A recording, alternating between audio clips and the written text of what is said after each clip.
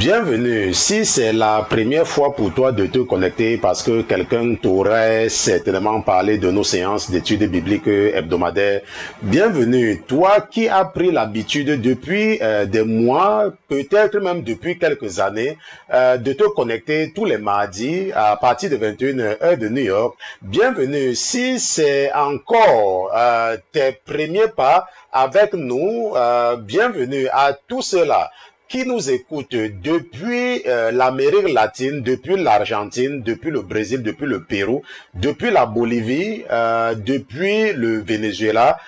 Nous saluons également tous ceux-là qui nous écoutent du côté de l'Océanie, sans oublier nos auditeurs habituels des États-Unis, du Canada, de l'Allemagne, de la Belgique, de la France, de la Grande-Bretagne, de la Suisse, de la France, n'est-ce pas? Et tous ceux-là qui nous écoutent également en majorité du côté de l'Afrique francophone et également ceux-là qui nous écoutent dans tous les pays arabes, n'est-ce pas, parce qu'ils sont également nombreux, là où le français n'est pas la langue principale et là où le christianisme n'est même pas autorisé, mais à cause du développement technologique, ils arrivent quand même à avoir accès à la vérité de l'évangile. Et nous savons que l'évangile, c'est la lumière.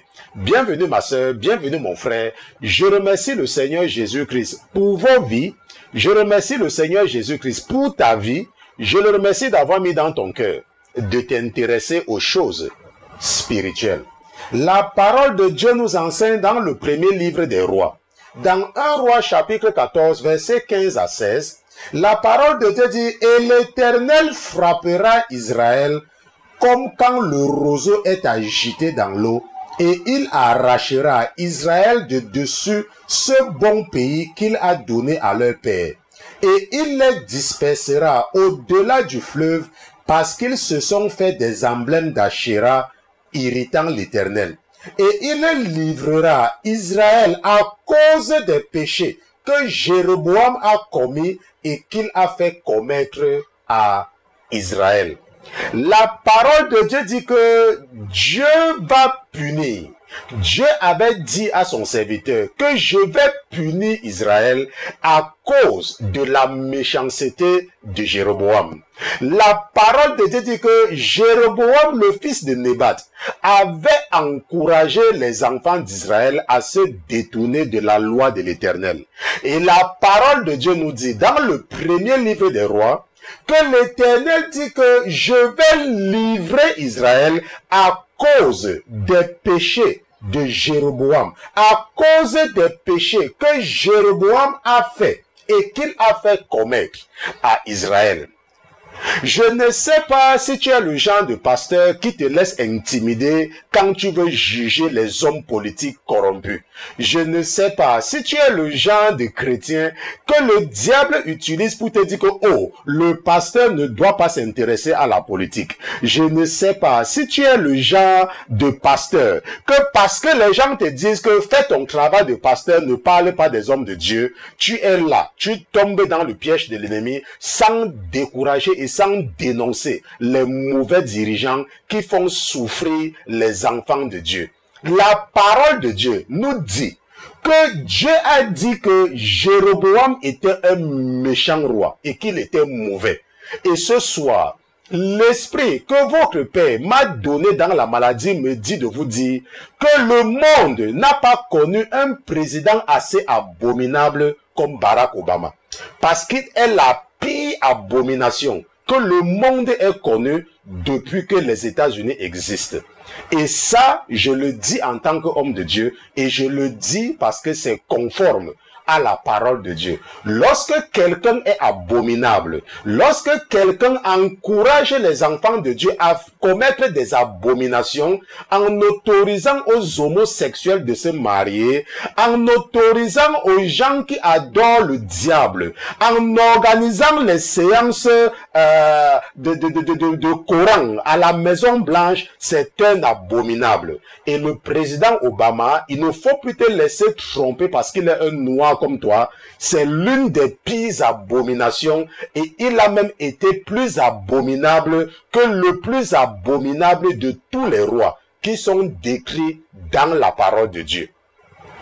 Et si tu es un pasteur, il ne faut pas croire que Condamner un mauvais président est un péché parce que la parole de Dieu, plusieurs fois, les prophètes nous disent que certains rois étaient mauvais et ils étaient méchants.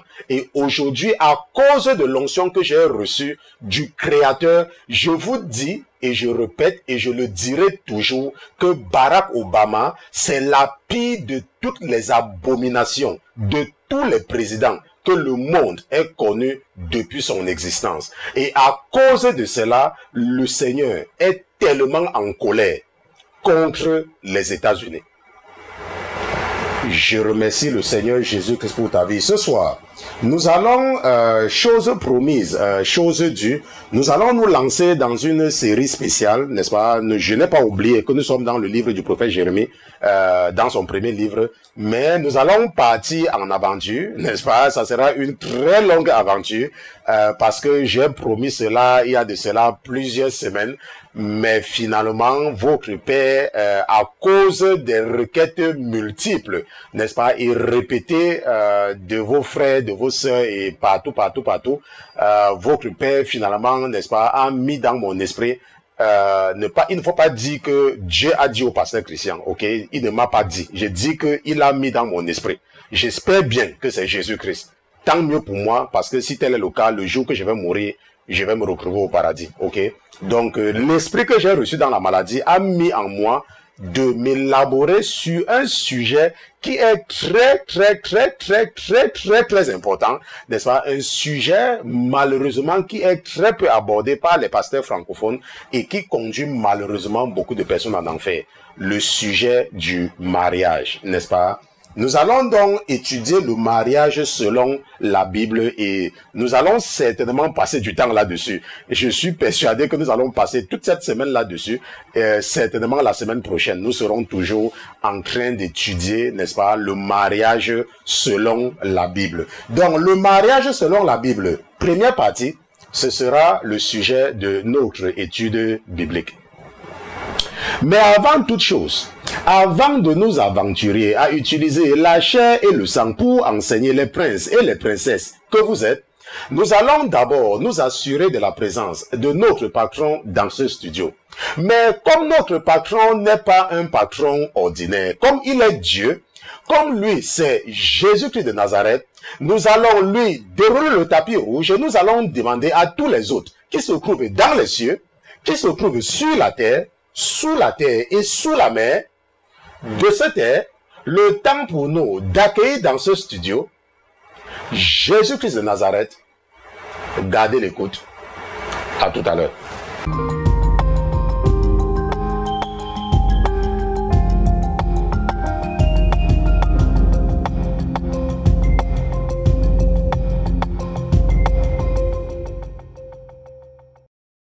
Nous levons nos yeux vers notre montagne, nous levons nos yeux vers Sion.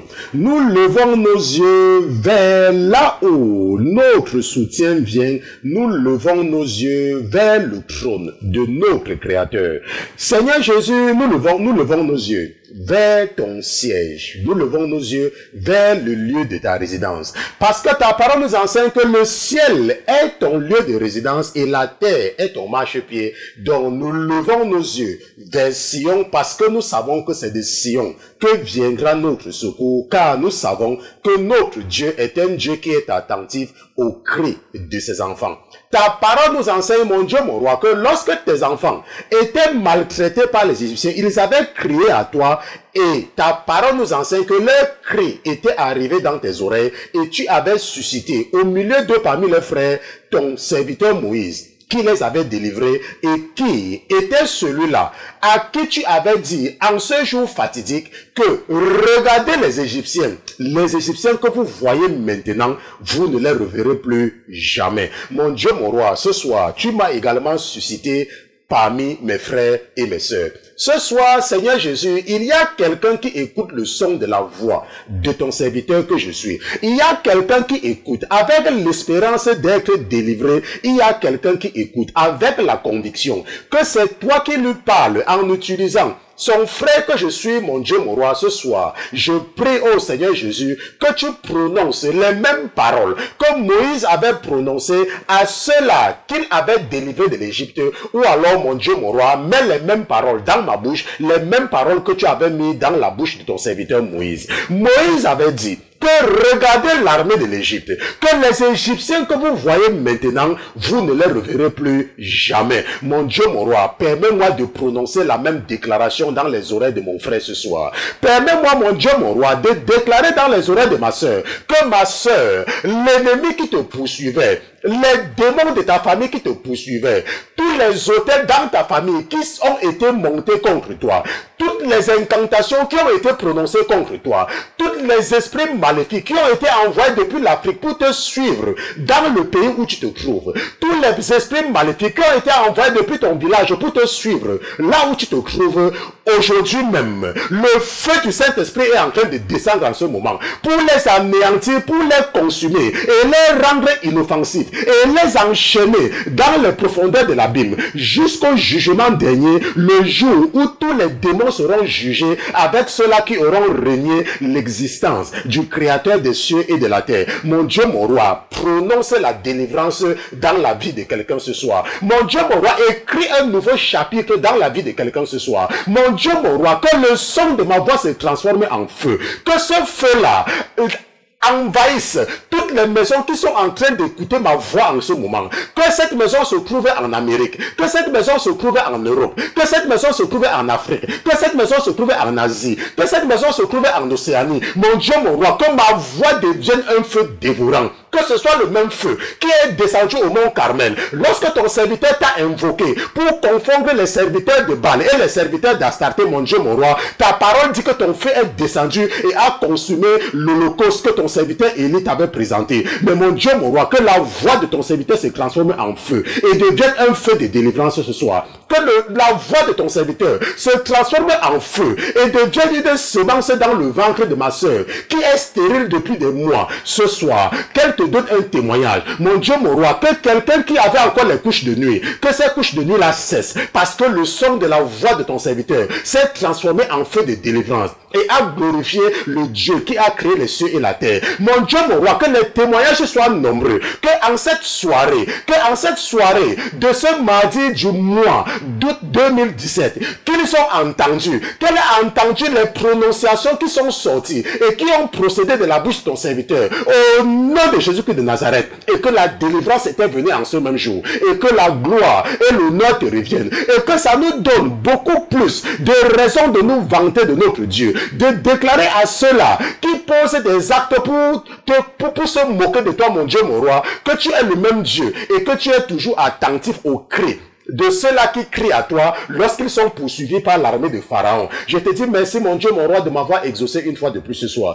Je te remercie d'avoir délivré ma soeur ce soir. Je te remercie d'avoir délivré mon frère ce soir. Je te remercie d'avoir donné des témoignages. Pas un, pas deux, pas trois, pas quatre. Mon Dieu, mon roi, que les messages arrivent, que les emails arrivent, que les témoignages arrivent et que les coups de fil arrivent. Que en cette soirée, tu les as visités et que ton nom soit glorifié. Au nom de Jésus-Christ, ton serviteur et tes enfants, d'une seule fois, nous te disons Amen, Amen, Amen, Amen.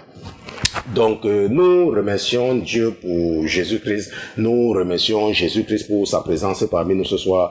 Nous le remercions d'avoir touché quelqu'un ce soir. Nous le remercions, n'est-ce pas, d'avoir délivré quelqu'un ce soir. Nous le remercions d'avoir placé la semence d'un enfant dans le ventre de quelqu'un ce soir. Nous le remercions d'avoir délivré quelqu'un ce soir des couches de nuit, des repas de nuit. Nous lui disons merci pour cela. Merci Seigneur Jésus. Donc, pendant la pause, pendant que la chanson d'introduction passait, j'étais en train de dire à mon épouse, et puis je profite également pour vous dire ça, que je sais que ça va beaucoup vous manquer, parce que ça fait 3 ans, n'est-ce pas, que j'ai introduit les études bibliques par la CRTT FM, n'est-ce pas? Je sais même que dans beaucoup de maisons à travers le monde, surtout les parents qui nous écoutent avec leurs enfants, n'est-ce pas? Ils récitent même déjà ça, n'est-ce pas? La CRTT FM, c'est la parole de Dieu non divulguée. C'est que beaucoup d'enfants, c'est leur récitation. Mais malheureusement, n'est-ce pas? Très bientôt, ça va vous manquer parce que nous allons, n'est-ce pas? Placer ça dans l'histoire Surtout que vous avez constaté la différence au niveau des vidéos, ok? Ça, je vous ai annoncé cela. Ça fait partie des changements. Nous sommes en train de changer complètement notre mode de production et ça sera beaucoup de changements, ok? Donc, et également, ce générique, n'est-ce pas, de 2 minutes et demie va également disparaître, ok? Ça va disparaître. Parce qu'il est impossible pour nous de faire ce générique, n'est-ce pas, en allant avec la télé. N'est-ce pas? Ce n'est pas possible techniquement, ça ne sera pas professionnel. Donc vous allez encore m'entendre pendant quelques semaines, n'est-ce pas? Peut-être 1 mois ou 2 mois, le temps pour nous, n'est-ce pas, de mettre tout sur pied. Mais vous allez souffrir parce que ça va vous manquer. Et vous allez seulement suivre ça dans les anciennes études bibliques, n'est-ce pas? Ça ne sera plus la sainteté FM, n'est-ce pas? Ça ne sera plus ça. Ça va partir très bientôt. Et nous avons déjà la chanson, n'est-ce pas, qui va remplacer celle-ci. Celle-ci même, beaucoup de personnes ne la connaissaient pas, ok? Et je sais que maintenant, c'est une chanson qui est devenue très populaire, à cause, n'est-ce pas, bien évidemment, de la sainteté FM. Et également la chanson que votre père a mis dans mon esprit, pendant que j'étais en train de chercher la chanson avec votre sœur, qui s'occupe des aspects internes. Nous étions en train de réfléchir, et puis, mon esprit a été attiré par cette chanson, n'est-ce pas, de Hillsong. C'est ça que nous allons prendre, la partie instrumentale, que nous allons jumeler avec, n'est-ce pas, le montage, n'est-ce pas, qui est déjà prêt. Il faut seulement, n'est-ce pas, rendre tout ça complet. Donc, vous allez vous habituer certainement à ça, ok? Vous allez vous habituer à ça, ça va venir, ok? Ça, ce sont les changements qui arrivent. Bon, je vous annonce les changements, n'est-ce pas, juste pour que vous sachiez, que ce ne soit pas, n'est-ce pas, le hasard pour vous, ok, que vous sachiez.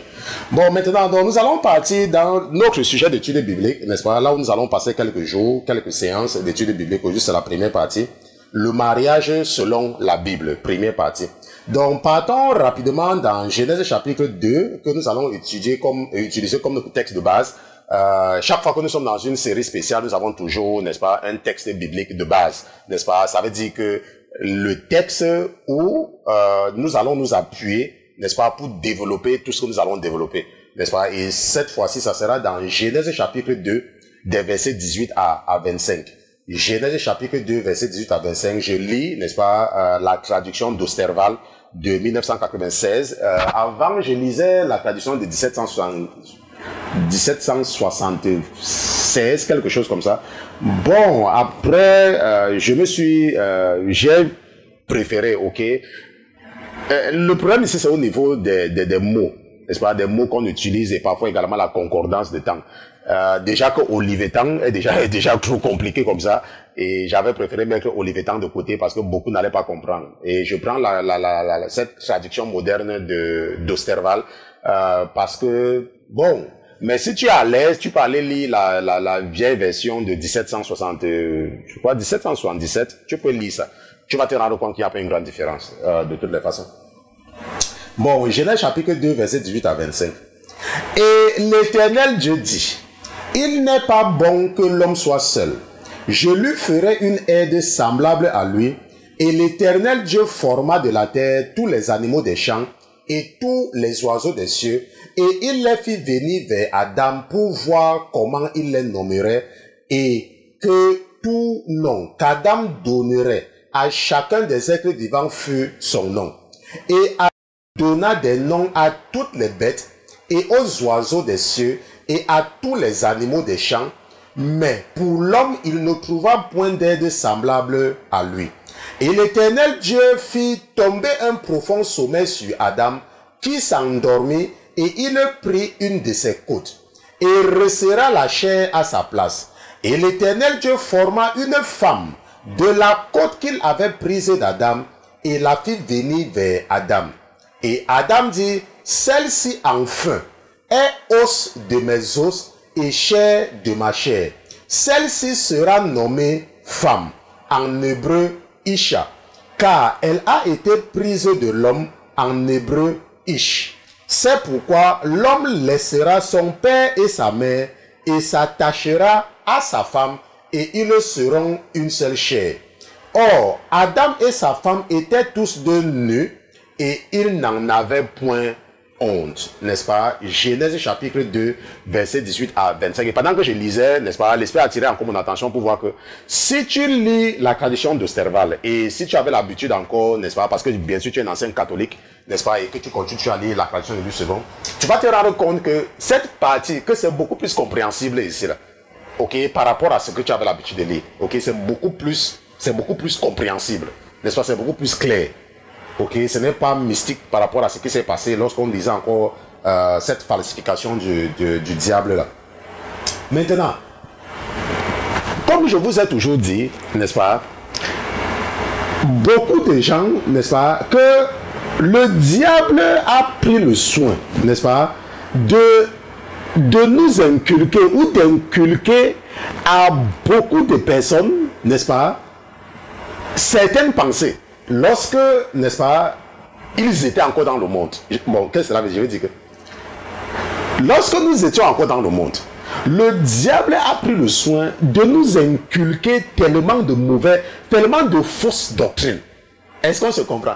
Ça veut dire que lorsque nous marchions dans les ténèbres, les agents du diable nous ont inculqué tellement de fausses doctrines que même lorsque nous sommes venus à Jésus, nous avons toujours les séquelles. N'est-ce pas? Nous portons toujours les séquelles. Ou alors, ces fausses doctrines ont laissé tellement de cicatrices qui sont encore visibles. Depuis, c'est comme lorsque tu te blesses. Si tu te blesses et que la blessure est très importante, la cicatrice va rester. La cicatrice ne va pas disparaître. Et c'est la même chose avec beaucoup d'enseignements que beaucoup de chrétiens, soi-disant chrétiens nés de nouveau, ont reçu lorsqu'ils étaient dans le monde. Et lorsqu'ils sont venus en Jésus, ils ne font pas d'effort, n'est-ce pas, de chercher la vérité eux-mêmes. Ils continuent à marcher. Ou alors, ils continuent à se laisser influencer par ces hérésies qu'ils ont entendues lorsqu'ils étaient encore dans le monde. Et c'est pour cela qu'il y a beaucoup de choses, n'est-ce pas, que vous allez entendre, ou bien que tu vas entendre pendant cette série d'études bibliques qui vont te choquer. Pourquoi? Parce que ça ne sera pas parce que ce n'est pas la vérité, mais ça sera parce que le diable s'est arrangé à vraiment te façonner et à déposer dans toi des concepts qui ne sont pas bibliques, mais que tu crois que c'est biblique. Mais je remercie le Seigneur Jésus-Christ pour ta vie parce que après cette étude biblique, tu vas te rendre compte qu'il y a beaucoup d'erreurs que tu étais sur le point de commettre ou bien que tu commettais, et heureusement que ton Père va te ramener sur le chemin après cette étude biblique, n'est-ce pas? Allons un peu dans Éphésiens chapitre 2, verset 1 à 3.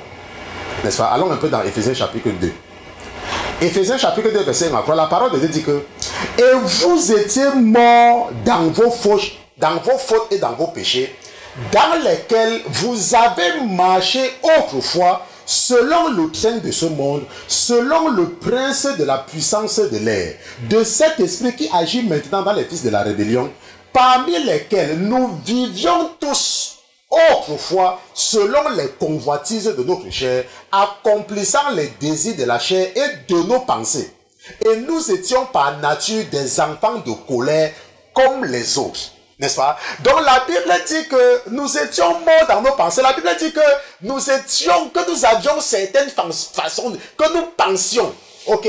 La Bible dit que parmi lesquels nous vivions autrefois, selon les convoitises, accomplissant les désirs de la chair. Ça veut dire quoi? Ça veut dire que lorsque tu ne connaissais pas Jésus, lorsque tu vivais dans la fornication, prenons un exemple. Avant, tu partais à l'église, n'est-ce pas? Tu partais à l'église et tu croyais que tu étais chrétien, mais tu vivais dans une relation où tu n'étais pas marié. Ça veut dire quoi? Ça veut dire que tu vivais, n'est-ce pas, selon la convoitise de la chair. Tu vivais dans la fornication qui est condamnée par la parole de Dieu. Mais tu croyais que tu connais Dieu. Est-ce que tu comprends? C'est ça que la Bible dit que parmi lesquels nous vivions, n'est-ce pas? Et la Bible dit que vous étiez morts dans vos fautes et dans vos péchés, dans lesquels vous avez marché autrefois selon le train de ce monde. N'est-ce pas? C'est comme avant. Avant, par exemple, toi, tu ne voyais pas de problème, n'est-ce pas, d'aller télécharger les logiciels sur Internet. N'est-ce pas? Tu pars sur Internet, tu cherches un logiciel que tu veux utiliser, n'est-ce pas? Tu télécharges ça. Et pour toi, il n'y avait pas de problème. Tu ne voyais pas que tu volais. Mais pourtant, tu partais à l'église. Alors que tu savais bien que le site sur lequel tu pars là, c'est un site piraté. Mais tu le faisais quand même. Est-ce que tu me comprends? C'est la même chose. C'est la même chose qu'avant que tu partais à l'église. Tu faisais semblant de partir à l'église et puis tu tombais enceinte. C'était facile pour toi d'aller à l'hôpital pour avorter. Mais tu croyais, ça veut dire que tu croyais. Parce que attends, je suis en train de prendre mon temps, n'est-ce pas? Et je remercie le Seigneur pour beaucoup de vous. Parce que vous êtes nombreux. Et en réalité, votre conversion ne me surprend pas. N'est-ce pas? En réalité, parce que je vous ai toujours dit que le jour où le prophète Georges m'a parlé, il m'a dit que Dieu va t'utiliser. Ce n'est pas ce qu'il a dit. Il a dit que l'Éternel me dit qu'il va t'utiliser pour sauver beaucoup de vies. Il va t'utiliser. En fait, c'était comme ça, c'était en anglais, n'est-ce pas? C'était en anglais. En anglais, il avait dit que I will use him to save so many lives. Est-ce que tu comprends? C'est que parfois, lorsque tu entends quelque chose en anglais et en français, ce n'est pas toujours facile, n'est-ce pas, de faire ça. Donc, tout ce que pour moi, ce n'est pas une surprise. De la même façon, je vous ai dit que lorsque j'avais eu ce rêve en 2000, quelque part vers 2011, je vous ai raconté qu'un jour, j'étais au-dessus d'une colline, n'est-ce pas? Et dans mon pays, je vous ai dit que je n'aime pas donner le nom de mon pays parce que, comme j'ai dit à vos professeurs qui s'occupent des aspects Internet, la raison pour laquelle je ne donne pas mon pays d'origine, c'est parce que si je donne mon pays d'origine, n'est-ce pas? Les gens de mon pays vont commencer à se vanter avec mon nom. N'est-ce pas? C'est ça que je ne veux pas. Et en faisant comme cela, ils vont détourner beaucoup d'enfants de Dieu parce que le fait qu'ils vont me revendiquer comme étant de leur pays va amener les autres, va amener le diable à endurcir certains cœurs. C'est pour ça que je n'aime pas. Ok? Ce n'est que parce que je veux que tout le monde soit à l'aise. Et je vous ai également dit que si tu es de mon pays, n'est-ce pas? Il ne faut pas croire que je rejette mon pays d'origine. Non. Je ne rejette pas, je reconnais mon pays d'origine. N'est-ce pas? Que j'aime bien. Et c'est parce que ce que je vous dis là, c'est quelque chose de vrai. Il y a un pasteur qui est originaire de mon pays, il avait entendu parler de moi, ok? Il a regardé certaines de mes vidéos, et un jour, il est venu, il s'est déplacé de très loin pour venir dans mon église, qui est ici dans le Bronx, n'est-ce pas, à New York. Et il voulait seulement me voir. Et il était tellement excité. Parce qu'on lui avait dit que non seulement je suis de son pays, mais je suis également du même village que lui. Est-ce que vous voyez? Et c'est pour ça que je n'aime pas ça. Ok, Dieu ne m'a pas appelé pour servir une tribu ou une famille ou un pays particulier. Dieu m'a appelé, n'est-ce pas, pour ramener à lui et pour sauver beaucoup de ses enfants. Maintenant, ce n'est pas le Seigneur qui m'a dit de prêcher en anglais, en français. Ce n'est pas lui. Je vous ai expliqué qu'à un moment donné, il a fallu, j'ai fait un choix. J'ai décidé de moi-même. Ce n'est pas qu'on m'a, j'ai décidé de moi-même de parler aux francophones. Et je vous ai dit qu'un jour, j'ai eu un rêve. Et dans le rêve, j'étais au-dessus, à un point élevé. C'est un endroit dans mon pays, je ne vais pas donner cela. J'étais à un point élevé et subitement, j'ai vu, n'est-ce pas, comme les avions de guerre. Comme les avions de guerre que vous voyez pendant la Première Guerre mondiale, la Deuxième Guerre mondiale. Les avions qui lâchaient les bombes. Et subitement, beaucoup de ces avions ont rempli le ciel. Et étaient en train de lâcher les bombes. N'est-ce pas, dans le quartier des étudiants, parce que j'étais au-dessus de cette colline, dans le quartier des étudiants dans mon pays. Et je voyais les avions de guerre qui venaient lâcher les bombes, mais les gens ne voyaient pas. Et j'ai commencé à prier, j'ai dit non, mon Dieu, non, non, pas ça, non, mon Dieu, non, mon Dieu, mon Dieu, mon Dieu. Mais les avions étaient en train de lâcher, et les bombes tombaient, et ça détruisait les gens. Et j'étais en train de crier, je dis que, mais répentez-vous, vous ne voyez pas que vous allez tous mourir, parce qu'il y a plus d'avions, parce que d'autres avions venaient. N'est-ce pas? Mais les gens, n'est-ce pas? Même comme ça tuait les gens faisaient comme si les gens ne voyaient pas. Et j'ai dit, mais répentez-vous, vous ne voyez pas, vous ne voyez pas, vous ne voyez pas. Les avions vont venir, ça va tous vous tuer. Ça va tous vous tuer. Répentez-vous, les gens ne m'écoutaient pas. Mais subitement, à un moment donné, je me suis rendu compte que certaines personnes ont commencé à m'écouter. Certaines personnes ont commencé à m'écouter. Certaines personnes ont commencé à m'écouter. Et au départ, j'étais en train de parler seul. J'étais en train de parler seul. Il n'y avait personne à côté de moi. Mais après, une personne est venue, deux personnes sont venues, trois personnes. Et à un moment donné, parce qu'à un moment donné, les bombes ont diminué. Ça veut dire que le nombre d'avions de guerre, n'est-ce pas, a diminué dans le ciel que je voyais. Le nombre d'avions de guerre a diminué. Et quand ça a diminué maintenant, à un moment donné, j'ai seulement commencé à dire, oh, merci Seigneur, merci Seigneur. Mais les avions venaient toujours. Et j'ai dit que, oh mon Dieu, j'ai commencé à prier. Et subitement, ce que j'ai constaté, c'est que j'ai vu un groupe de personnes, n'est-ce pas, avec les pancartes chrétiens, avec comme des slogans chrétiens, qui étaient en train, n'est-ce pas, de marcher, comme des marches. Mais ils étaient en train de prêcher, comme d'évangéliser la parole. Et ce qu'ils, répétait pratiquement ce que je disais. Ok, il répétait pratiquement ce que je disais. Et c'est comme cela que ce rêve était fini. Ça, c'était en 2011. Quelque chose, 2011-2012. Ok, que j'avais eu ce rêve-là. Et j'avais compris que quand le Seigneur m'a mis dans mon cœur de commencer le ministère, c'est que je devais commencer quelque chose où les gens ne devaient pas vraiment s'intéresser. Mais après cela, mes enseignements devaient, n'est-ce pas, être repris un peu partout. Et aujourd'hui, lorsque je vois, n'est-ce pas, ce qui se passe, n'est-ce pas, à travers le monde, je sais que ça s'est accompli. N'est-ce pas, ce rêve-là est accompli. Puisqu'il y a une personne qui me disait l'autre jour qu'il semblerait qu'il y a même une station, n'est-ce pas, une station radio, quelque part en Afrique, qui diffuse de façon systématique tous nos outils de biblique, n'est-ce pas, tout cela. Et je sais qu'il y a beaucoup de jeunes, n'est-ce pas, beaucoup de jeunes, même certains pasteurs, qui reprennent, n'est-ce pas, la plupart des sujets que je présente, n'est-ce pas. Mais lorsque le Seigneur met dans le cœur d'un de ces pasteurs de me poser des questions par rapport à ce que j'ai dit, je lui dis qu'il ne faut pas faire ça, ok. Tu dois m'écouter. Et je dois seulement être une source d'inspiration. Mais il ne faut pas répéter ce que je dis. Parce que si tu le fais, cela s'appelle la tricherie. Tu ne dois pas reprendre mot à mot ce que j'enseigne. Ça, c'est la tricherie. N'est-ce pas? Tu peux t'inspirer de mes enseignements. Mais il ne faut pas prendre tout ce que je dis pour aller prêcher dans une église. Ça, c'est la tricherie. Rappelle-toi, la tricherie, c'est quand tu copies ce que quelqu'un d'autre a fait. Est-ce que tu me comprends? Oui. Maintenant, donc ce que je disais, c'est que lorsque le Seigneur t'appelle, tu as reçu certains enseignements. Et ces enseignements-là continuent à résonner dans ta tête. Ce qui fait que lorsque tu entends quelque chose qui est nouveau, tu as tendance à rejeter cela à cause des fausses doctrines et des hérésies que tu aurais reçues lorsque tu étais dans le monde. Parce que tu croyais. Est-ce que tu me comprends? Tu croyais. C'est un peu comme toi, et je disais par exemple que j'ai pris le cas par exemple des femmes qui partent à l'église, mais ça ne les dérange pas d'avorter. Est-ce qu'on se comprend? J'ai pris le cas des hommes qui traitent mal leurs femmes, mais ça ne les gêne pas d'aller à l'église. Jusqu'au moment où ils ont commencé à m'écouter et commencé à aimer vraiment leurs femmes. Et tu vas te rendre compte qu'avant tu passais le temps à parler mal de ta femme devant tes sœurs, mais tu croyais que tu étais chrétien alors que tu n'étais pas un chrétien. Est-ce que tu comprends? C'est pour ça que Éphésiens dit que nous étions morts dans nos fautes. N'est-ce pas? Éphésiens dit que parmi lesquels nous vivions tous autrefois. Bon, maintenant, la série d'études bibliques que nous commençons ce soir, et je vous ai dit que nous allons passer un bon bout de temps dessus, n'est-ce pas? Le mariage selon la Bible. Nous allons voir tous les cas de mariage. Je dis bien, il faut m'écouter. Nous allons voir tous les cas de mariage selon qui sont décrits dans la Bible. Nous allons voir tout ça. Ça veut dire quoi? Ça veut dire que la Bible ne parle pas seulement d'un seul cas de mariage. Et je vais vous donner la liste ce soir. Mais parce que nous allons développer tous les cas de mariage, c'est ça qui va vraiment nous prendre du temps. Est-ce qu'on se comprend? Maintenant, et par la suite, nous allons, dans un premier temps, nous allons montrer tous les cas de mariage. Et par la suite, maintenant, nous allons voir à quel moment Dieu considère un couple comme marié. Est-ce qu'on se comprend? Nous allons voir à partir de quel moment.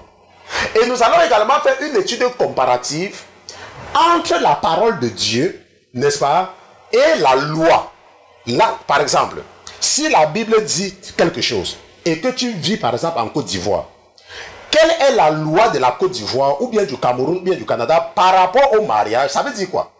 À partir de quel moment est-ce que Dieu te considère comme marié et à partir de quel moment la Côte d'Ivoire, ça veut dire que le gouvernement de la Côte d'Ivoire te considère comme marié. À partir de quel moment? Et nous allons maintenant voir le lien entre la loi de Dieu et la loi des hommes. Et nous allons voir s'il y a un pont, n'est-ce pas, entre les deux. Tout ça, nous allons voir, ok? Et nous allons maintenant voir également comment est-ce qu'un couple de chrétiens doit gérer les finances. Maintenant, il faut m'écouter. Et vous savez, si tu m'écoutes depuis longtemps, que je ne prends pas mon temps pour... Je ne dis pas sur quelque chose parce que je n'ai rien à faire. Chaque fois que j'insiste sur quelque chose, c'est parce que c'est très important et il faut prêter très attention. Maintenant, lorsque tu étais dans le monde t'a enseigné comment gérer ton argent ou comment gérer tes biens avec ton mari ou avec ta femme. Le monde t'a enseigné cela. Mais nous allons voir comment, en tant que chrétien né de nouveau, comment est-ce que tu dois gérer tes finances avec ton partenaire. Est-ce que tu me comprends? Tout ça là, nous allons voir. Bon, et je pense que la dernière chose que nous allons voir, nous allons également voir les relations sexuelles, n'est-ce pas, dans un couple chrétien. Ça veut dire que lorsque vous êtes mariés, lorsque un homme et une femme sont mariés, n'est-ce pas, comment est-ce qu'ils doivent, n'est-ce pas, entretenir les relations intimes entre eux? Bien évidemment, selon la Bible. Est-ce qu'on se comprend? Donc, vous pouvez donc voir que ça sera un sujet qui est très long, n'est-ce pas? Ça sera très long. On va peut-être faire 1 semaine ou 2 semaines. Je souhaite que nous finissons la semaine prochaine, n'est-ce pas? Ça va m'arranger parce que je n'ai pas l'intention de passer 3 mois là-dessus. Mais je vais faire le maximum pour que nous terminons. Si ce n'est pas cette semaine, ça sera la semaine prochaine. Ok? Nous n'allons pas faire plus de 2 semaines sur cet enseignement-ci. Bon, maintenant, ce qu'il faut d'abord comprendre, et nous avons d'abord signalé cela, ok? Nous devons signaler quelque chose de très important avant de nous lancer dans ce que nous allons faire. Nous devons d'abord comprendre une chose, n'est-ce pas? Parce que je veux d'abord lever tout équivoque. Parce que je sais qu'il y a beaucoup de gens qui m'écoutent qui ne sont pas mariés. Donc il est important d'abord de lever les équivoques. Parce que comme nous allons voir tout cela, je ne veux pas que tu continues à suivre en espérant que le pasteur Christian ou alors le Saint-Esprit va venir cautionner la vie de péché que tu es en train de mener. Donc d'emblée, nous allons d'abord voir ce qui est non-non. Ok, ce qui est déjà non-non-non. Nous allons d'abord voir ça. Et ce qui est le premier non-non, ok, c'est les relations sexuelles entre 2 personnes et qui ont des enfants. Maintenant, il faut déjà savoir que avoir les relations sexuelles avec quelqu'un et avoir les enfants avec la personne avec qui on a des relations sexuelles ne veut pas dire qu'on est marié. Est-ce qu'on se comprend? Ça, c'est important déjà de comprendre. Parce que c'est déjà un non-non là-bas. Il ne faut pas déjà... Je veux déjà que tu enlèves ça de ta tête. Que parce que tu couches avec quelqu'un et que vous avez les enfants, ça veut dire que vous êtes marié. Il faut déjà enlever ça de ta tête. Ce n'est pas déjà le mariage là-bas. Est-ce qu'on se comprend? Et nous allons voir cela à la base de la parole de Dieu. Donc partons dans 1 Corinthiens chapitre 7, versets 1 et 2. Ok, 1 Corinthiens chapitre 7, versets 1 et 2. La Bible dit: pour ce qui est des choses dont vous m'avez écrit, il est bon à l'homme de ne point toucher de femme. Mais toutefois, pour éviter l'impudicité, que chacun ait sa femme et que chaque femme ait son mari. Est-ce que tu m'écoutes? Ok? Donc, le Saint-Esprit dit que... Parce que les gens avaient demandé à Paul, n'est-ce pas? Et Paul, connaissant que c'est Paul que Dieu a choisi pour donner l'évangile aux païens que nous sommes, n'est-ce pas? Les païens convertis, bien évidemment, n'est-ce pas? Les anciens païens. Le Saint-Esprit est en train de dire que Paul, concernant la prière que tu m'as faite, et Paul maintenant lui aussi maintenant en train de le répéter. Donc Paul, concernant la requête que tu as faite et que tu as gêné par rapport à ça, ou alors Paul maintenant nous dit ce que l'Esprit qui est en lui lui a dit. Ok? Que pour ce qui est des choses dont vous m'avez écrit, le Saint-Esprit dit que il est bon à l'homme de ne point toucher de femme. Il est bon à l'homme de ne point toucher de femme. Toutefois, pour éviter l'impudicité. Et si tu comprenais l'anglais, et je vais partir, n'est-ce pas, en anglais, n'est-ce pas, juste pour t'amener à comprendre parfois, c'est vrai que le mot impudicité, selon que l'anglais, le New King James, n'est-ce pas, le King James utilise cela. Donc si je pars dans 1 Corinthiens chapitre 7, verset 2, n'est-ce pas, la Bible dit que, n'est-ce pas, nevertheless, because of sexual immorality, n'est-ce pas, let each man have his own wife. Donc en anglais tu vas voir que l'anglais on te dit que because, on te dit que nevertheless. Ici là en français ça veut dire que toutefois, nevertheless, because of sexual immorality, because of sexual immorality. Donc et le sexual immorality ici là, aussi parfois dans la Bible on parle de fornication. N'est-ce pas? Et c'est ce que la Bible appelle l'immoralité sexuelle en français. Mais dans ce cas particulier, dans 1 Corinthiens chapitre 7, la Bible parle de l'impudicité. Donc il faut comprendre que l'impudicité, c'est l'immoralité sexuelle. Et la Bible dit que toutefois, pour éviter l'immoralité sexuelle, pour éviter la fornication, et la Bible dit que because of sexual immorality, est-ce qu'on se comprend? Pour éviter l'impudicité, que chacun ait sa femme et que chaque femme ait son mari. Est-ce que tu comprends? Donc, il faut comprendre que le fait d'entretenir des relations sexuelles avec une personne ne veut pas dire que vous êtes marié. Et nous savons maintenant qu'il y a des gens qui couchent ensemble. Et après, l'accident arrive. C'est comme ça que nous on appelait ça quand tu es dans le monde. On appelait ça l'accident. Ok, bien évidemment, on t'a dit de ne pas le faire. Et dès que tu tombes enceinte, tu dis que c'est l'accident. Est-ce qu'on se comprend? La Bible, et nous savons qu'il y a donc des gens qui tombent enceintes comme ça. Parfois, ils veulent enlever l'enfant. L'enfant dit que je ne sors pas.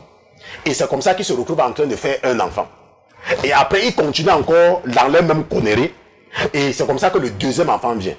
Et le diable s'est déjà arrangé à endurcir le cœur de beaucoup de gens qui croient que parce qu'ils ont couché ensemble et ils ont eu des enfants, qu'ils sont mariés. Vous n'êtes pas mariés. Parce qu'il faut déjà que tu enlèves ça. Parce que je ne veux pas que tu restes et puis parce que tu me suis depuis, n'est-ce pas? Tu dis que oh, le pasteur Christian a dit, ce n'est pas le mariage. C'est ça que la Bible te dit. La Bible te dit que pour ce qui est des choses, il est bon pour un homme de ne point toucher de femme. Mais toutefois, pour éviter l'impudicité, que chacun ait sa femme et que chaque femme ait son mari. Maintenant, le problème maintenant, c'est la définition du mari et de la femme selon la Bible. Mais déjà, il faut déjà comprendre que dans ce cas-là, déjà, toi qui es dans cette relation, tu n'es pas marié. Selon la Bible. Parce que je vais revenir là-dessus. Ok, je vais revenir là-dessus. Maintenant, le deuxième cas. Pour lever également tout équivoque. Le mariage, c'est entre un homme et une femme. Ok? Une femme qui couche avec une femme, ça, ce n'est pas le mariage. C'est une abomination. Un homme qui couche avec un homme, ce n'est pas le mariage. C'est une abomination. Parce que je sais que, n'est-ce pas, de plus en plus, le pasteur Christian, tout le monde le connaît un peu partout dans le monde. Il y a également les homosexuels qui me suivent. Donc, si tu es un PD qui m'écoute, ça veut dire que tu couches avec un homme alors que tu es un homme, ou tu couches avec une femme alors que tu es une femme en mettant les... Il faut déjà, d'abord, mais il faut, ne m'écoute plus. Ne m'écoute même plus. Tu dois déjà, il ne faut même plus m'écouter. Parce que je ne m'adresse pas aux abominables. Tu dois arrêter parce que c'est contre la... Nous allons partir dans Lévitique chapitre 18 verset 22 et je remercie le Seigneur de s'être arrangé même pour que tu m'écoutes aujourd'hui là. La Bible dit: tu ne coucheras point avec un homme comme on couche avec une femme. C'est une abomination. Je m'adresse surtout à tous ces PD, ces lesbiennes et ces homosexuels qui m'écoutent. Ok? Moi je vous ai dit que moi je n'ai peur de personne. Moi je peux me rentrer à la maison. Et le diable est même au courant. C'est pour ça qu'il ne se gêne même pas avec moi. Le diable, ce qu'il fait, c'est qu'il s'attaque seulement à mes élèves. Parce que lui, il sait que celui-là, lui, il peut même rentrer à la maison. Et moi, le Seigneur m'a déjà montré comment je vais rentrer à la maison. Et je vous ai déjà raconté ça ici. Je vous ai raconté ça ici. Un jour, j'étais dans un train sécurisé avec les militaires qui ils ne riaient pas. Hein.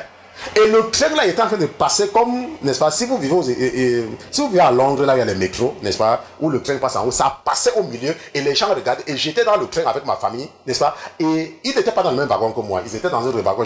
Et là où j'étais, la protection qui était autour de moi le jour là, hein, oh, les gens là, même moi quand je voyais seulement les armes qu'ils avaient en main, et moi-même j'avais peur, il y avait une protection.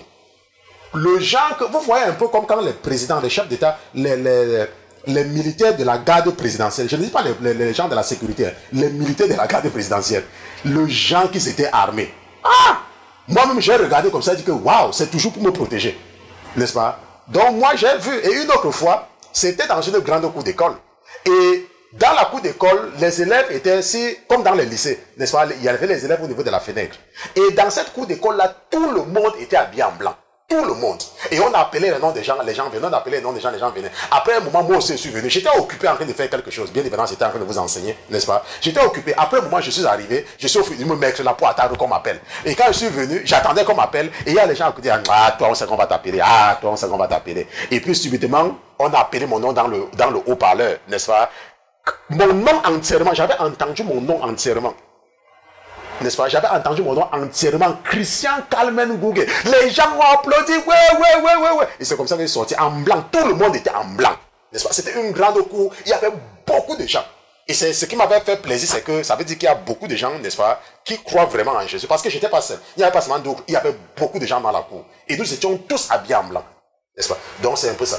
Donc le diable, lui, il sait que moi, avec toutes les visions que j'ai eues là, bon, je vais corriger. Avec tous les rêves que j'ai eus, parce que je n'ai pas vu, n'est-ce pas, c'était dans des rêves, ok. Avec tous les rêves que j'ai eus, il sait que le gars là, il peut même rentrer à la maison. C'est pour ça que lui, il ne se gêne même pas avec moi. Maintenant, nous avons donc compris que deux choses déjà que nous devons mettre de côté, ok.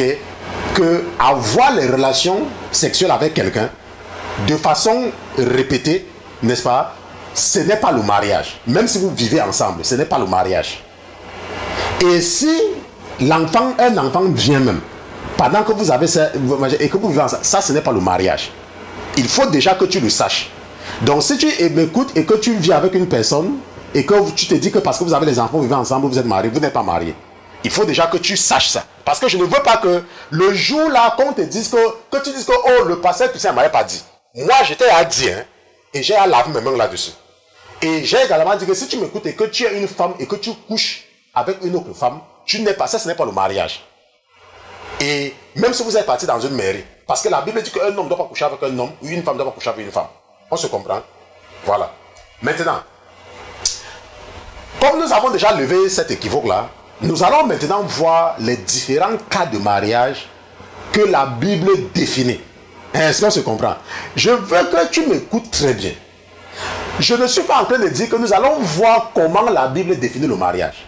Je dis que nous allons voir les différents cas de mariage au pluriel que la Bible définit. Maintenant, le premier cas de mariage que la Bible définit, c'est le mariage entre un homme et une femme. Ok? La Bible nous parle du mariage entre un homme et une femme. La Bible nous parle du mariage entre un homme qui a une femme et qui a des concubines. Donc un homme a une femme et a des concubines. La Bible nous parle également de cela. Ça, c'est le deuxième cas.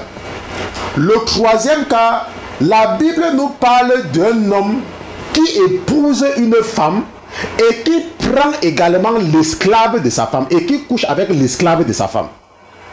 Ça veut dire que nous voyons dans la Bible les hommes, n'est-ce pas, de Dieu qui ont leur femme et couchent avec les aides de leur femme et font même des enfants. Et Dieu accepte même ces enfants-là. Est-ce qu'on se comprend? Ça, c'était le troisième cas. Le quatrième cas, la Bible nous parle des mariages d'un homme qui a plusieurs femmes. C'est ce que nous appelons la polygamie. On se comprend? La Bible nous parle de cela. Nous allons voir tous ces cas-là. Je vous ai dit que nous allons rester là-bas dessus beaucoup. Ok? Donc la Bible nous parle du mariage entre un homme et plusieurs femmes. Maintenant, la Bible nous parle dans le cinquième cas. La Bible nous parle du mariage entre un homme et la veuve et une veuve. Ou la veuve du frère. Ça veut dire que quoi? Ça veut dire que un homme est marié et cet homme-là a un frère. Et son frère décède. Et la Bible nous parle que le frère qui est resté vivant, n'est-ce pas, peut prendre la femme, n'est-ce pas, la veuve. Ça veut dire que la femme que son frère a laissée. Cela s'appelle le lévira. J'ai même enseigné sur le lévira. Mais nous allons revenir, n'est-ce pas? Je vais encore réenseigner. Je pense que j'ai enseigné le lévira en 2015. Je ne me rappelle même plus. Ok? J'ai enseigné le lévira. Mais nous allons revenir. C'est ce qu'on appelle le lévira. N'est-ce pas? The Levirate Law. Ok? C'est une loi, la loi du lévira. Et nous allons voir comment Dieu va même punir quelqu'un qui va refuser de coucher avec la veuve de son frère. Nous allons voir cela dans la parole de Dieu. Ok, nous allons voir cela. Ok, et nous allons voir le 6e cas, le mariage entre un homme et une victime, et une femme qui l'a violée. On se comprend, et une femme qui l'a violée, ça veut dire qu'un homme viole une femme. Et la Bible nous parle, n'est-ce pas, du mariage entre un homme et sa victime, d'un violeur et sa victime. Nous allons voir cela, ok? Rappelez-vous, je vous ai dit que c'est pour ça que j'ai pris le soin dès le départ, n'est-ce pas, de revenir sur Éphésiens chapitre 2. Parce que je vous ai dit qu'il y a beaucoup de femmes, surtout des femmes, qui se retrouvent en enfer à cause de l'ignorance. Lorsque j'entre dans mon studio, bon, j'ai fini d'abord. Et finalement, non. Bon, lorsque j'entre en studio, l'esprit attirait mon attention là-dessus. Il faut que tu parles bien pour que tes soeurs écoutent. Il faut que tu parles bien pour qu'elles écoutent. Parce que, et l'esprit disait que parce qu'il y a beaucoup, tu vois, il y a une femme, oh, elle est là, elle se comporte mal, ou bien elle, je ne sais pas où, elle a pris de ces décisions stupides, parce qu'elle vivait dans le monde, et elle n'a aucune connaissance de la parole de Dieu, parce qu'elle a entendu que son mari a peut-être une concubine ou quoi. Elle commence à dire que je ne veux plus le mariage, je ne veux plus le mariage, je vais divorcer, machin truc. Attends, tu vas écouter. Pas le pasteur Christian, n'est-ce pas? Tu vas voir ici, et tu vas voir si le fait d'avoir abandonné ton couple, parce que tu as entendu que ton mari a une maîtresse dehors, tu vas savoir si tu es sur la voie de Dieu ou si tu es toujours en train de marcher selon ce que le diable a inculqué dans toi quand tu marchais dans le péché. Parce qu'il y a beaucoup de femmes qui ont abandonné le mariage, hein, et elles se disent qu'elles ont raison. Mais nous allons voir, ça ce n'est pas le pasteur Christian. Vous connaissez le pasteur Christian, moi je n'ai pas cherché ailleurs, je prends que dans la parole de Dieu. Ok, et je remercie vraiment le Seigneur pour ta vie, parce que le diable a endurci ton cœur jusqu'à maintenant. Et je comprends maintenant même de plus en plus pourquoi, depuis un certain temps, il y avait tellement de questions qui venaient. N'est-ce pas, votre père mettait tellement dans beaucoup de gens de venir avec les mêmes questions. Et c'est même quand j'ai commencé à préparer même ceci là que moi-même j'ai... Parce que moi-même je réécoute mes enseignements. Il y a des choses que parfois, quand je donne des conseils à des hommes mariés ici là, parfois je n'ai même pas encore fini de parler que l'esprit qui à moi me dit que toi-même ça s'applique à toi. Il ne faut pas croire que quand je parle là, ça s'applique pas à moi. Hein. Moi-même, si vous connaissez mon époux, il faut lui demander. J'écoute souvent mes enseignements. Il y a des moments quand je dis parfois qu'un homme doit bien traiter sa femme. Parfois même, je n'ai même pas fini de parler que l'esprit qui me dit que toi-même là, il faut aussi bien regarder comment tu traites ta femme. Parce que vous allez peut-être croire que oh, le pasteur là, il croit qu'il est arrivé. Il croit qu'il connaît. Moi-même là, j'apprends quand je vous enseigne. Maintenant, nous allons maintenant voir le cas du mariage entre un homme qui était dans l'armée et une prisonnière de guerre. Ça veut dire que un homme qui va en guerre et prend une femme, n'est-ce pas, et arrache une femme, ou alors prend une femme étrangère comme prisonnière. Nous allons voir cela parce que la Bible en parle. Et enfin, nous allons voir le cas du mariage entre un homme qui est un esclave et une femme esclave. Ça veut dire que quoi? Ça veut dire que si un homme est l'esclave de quelqu'un, n'est-ce pas? Comment est-ce qu'il peut épouser une autre femme esclave? Qui a autorité de lui donner le statut d'homme marié? En fait, c'est ce que je veux dire. Lorsque je parle de tout ça, quel est le statut de femme mariée, le statut d'homme marié? Que Dieu accepte. Et nous allons voir tout ça à la base des cas acceptables. Hein. Ça veut dire que quoi? Ça veut dire que tous les exemples que nous allons prendre sont les exemples des hommes que Dieu va juger juste. Et ça sera des cas dans, n'est-ce pas, après la loi. Parce que quand j'étais en train de préparer ça, pour éviter tout équivoque, pour ne pas envoyer le diable à durcir les cœurs, j'ai éliminé complètement les exemples, tous les exemples qui sont venus avant Moïse. N'est-ce pas? J'ai éliminé cela. Et j'ai seulement pris des exemples qui sont venus après Moïse et dans le Nouveau Testament. Est-ce qu'on se comprend? Ça, c'est important, n'est-ce pas, pour nous de comprendre. N'est-ce pas? Je sais qu'il aime quelle heure? Il nous reste Waouh, nous sommes arrivés à la fin. Ok, je savais, je vous ai dit que ça devait nous prendre du temps, n'est-ce pas? Bon, et après cela, donc, comme je vous ai dit, n'est-ce pas, parce que nous sommes arrivés, je ne vais même pas commencer le premier cas, n'est-ce pas? Nous allons maintenant voir quand est-ce qu'on est considéré comme marié. Ça veut dire quoi? Ça veut dire que si tu es un chrétien, à partir de quel moment est-ce que tu es marié? Quand tu es un chrétien, n'est-ce pas? À partir du moment que tu es la femme de quelqu'un, que tu es le mari de quelqu'un, n'est-ce pas? Et nous allons également voir la gestion des finances dans le couple. Et nous allons voir les relations sexuelles entre les conjoints, n'est-ce pas? Nous allons revenir sur tout cela. Bon, aujourd'hui, c'était surtout, n'est-ce pas, définir les frontières, mettre d'abord de côté ce qui n'est pas, et c'est ce que nous avons fait. Et lorsque nous allons nous retrouver demain, n'est-ce pas, si telle est la volonté de notre Père, nous allons maintenant entrer dans le premier cas, n'est-ce pas, qui est le mariage entre un homme et une femme. Ok, c'est ça que nous allons voir lorsque nous allons nous retrouver demain. Et peut-être également nous allons voir le deuxième cas, n'est-ce pas, le mariage, n'est-ce pas, lorsque un homme a une femme et des concubines. Lorsque un homme a une femme et des concubines, n'est-ce pas? Qu'est-ce qu'une concubine d'ailleurs? Donc, qu'est-ce qu'une femme mariée et qu'est-ce qu'une concubine? Ça veut dire, qu'est-ce qu'une femme qui vit dans le concubinage? Est-ce que la Bible est contre le concubinage? Est-ce que Dieu est contre le concubinage? Tout cela, nous allons voir cela, ok? Donc, nous sommes donc arrivés au terme de l'étude biblique de ce soir, n'est-ce pas? Si c'était la première fois pour toi de nous écouter, n'est-ce pas? Nous sommes la Sainteté FM, la Sainteté Télévision, n'est-ce pas? Nous ne sommes pas un ministère d'évangélisation, nous sommes un ministère d'enseignement. Et nous nous limitons à la parole de Dieu. Nous ne sortons pas de la parole de Dieu. Lorsque la parole de Dieu ne dit rien par rapport à un sujet, nous nous taisons.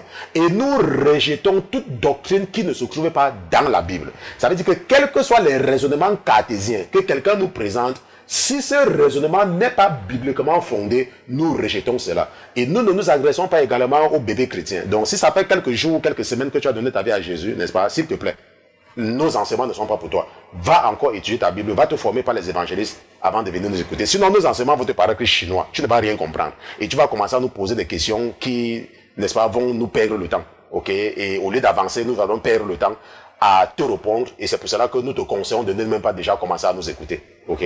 Va te former, viens, parce que nous prenons ceux-là qui marchent déjà avec le Seigneur Jésus depuis un temps, mais qui sont encore victimes, n'est-ce pas, de la ruse de l'ennemi.